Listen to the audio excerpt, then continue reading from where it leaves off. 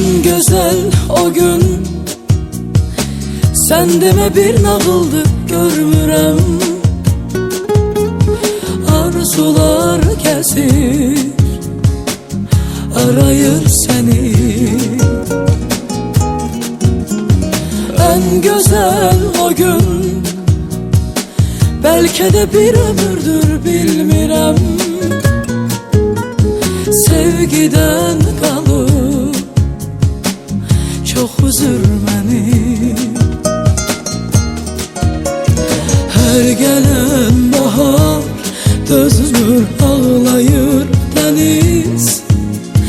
Gəm çekir güller bilsensiz.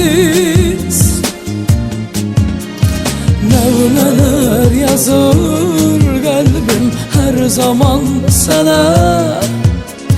Yol çekir gözler bak yine.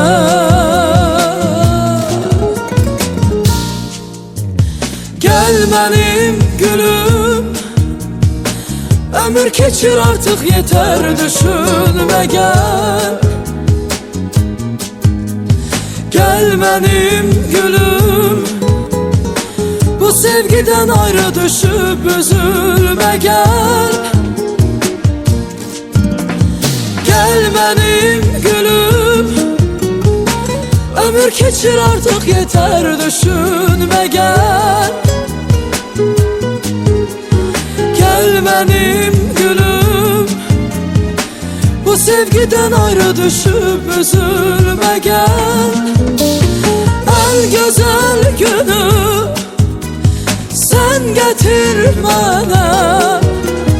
Koy görüp kalbim gülsün. En güzel günü sen getir bana.